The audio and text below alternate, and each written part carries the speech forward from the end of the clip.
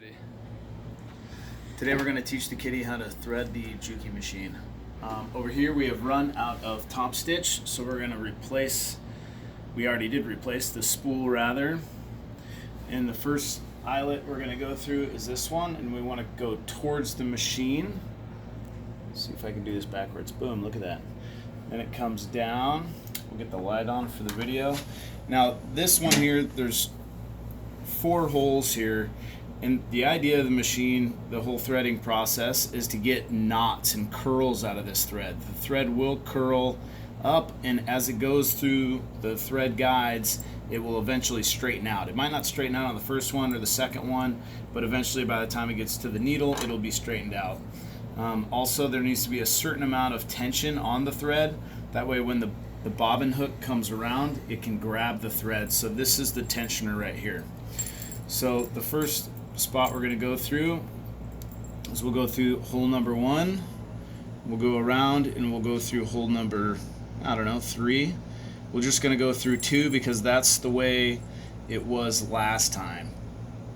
Now you could go through all 4 possibly, or I've seen guys go down one hole and up another and then down another, so like that. It really doesn't matter when you're setting it up. It's just personal preference. However, if somebody had it like this with only 2 holes, they have the tension set a certain way. Every time, if you go through all 4 of those holes, that's going to add more tension to the thread. So if you don't do it like the last guy, you may have to adjust the tension. So anyway, by default, we've always just done 2. Then we're going to go, we'll probably go from underneath that hole and down this one.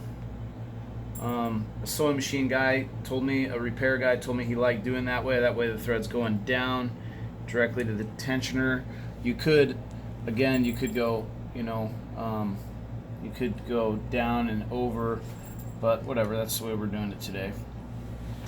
So it's in there, and then we have to go under this particular thing. I don't even know what this is called. This machine's actually broken.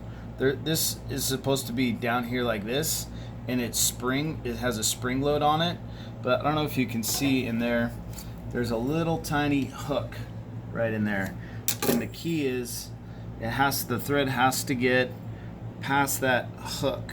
Okay, there, now it did. In this particular machine, the thread often has a time to jump and get behind that plate, which causes a bunch of problems.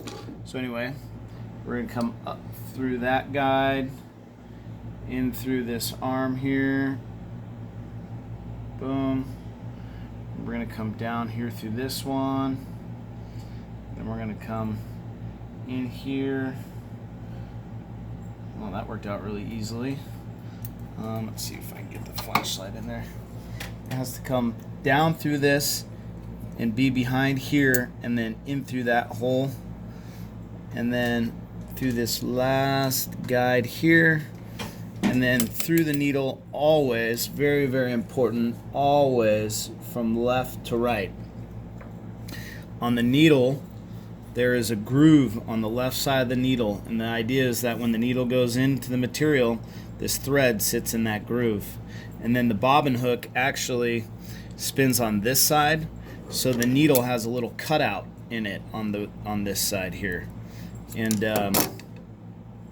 that hook comes right in there. So if the needle's in backwards, the hook will actually hit the metal and break the needle. So it's very important.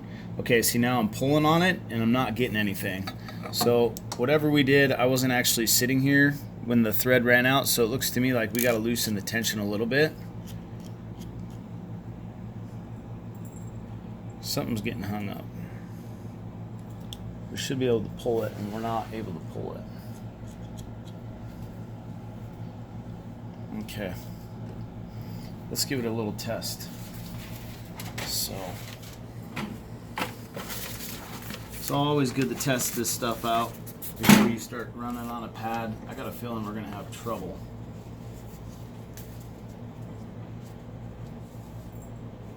Now let's do this. We'll go backing to backing.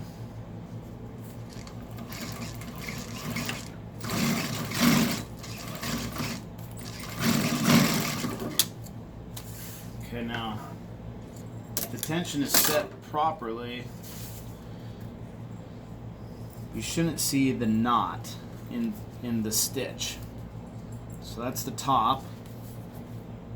Okay, I don't know if you can zoom in close enough, Kevin, but you can kind of see the knot there, which means that the needle's going down and it's not pulling the bobbin thread up very well.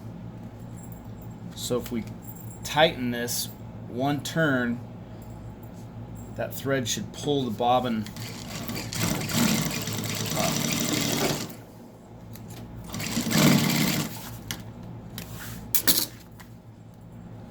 Okay, I can still see the knot. We're going to go one more turn.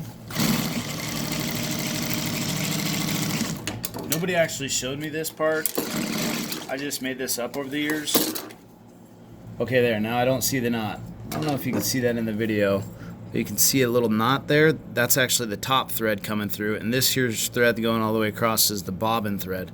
But now that we've tightened it, you can't see it on that side, and you can't see it on that side. The knot is perfectly in between the two materials, so our tension is good.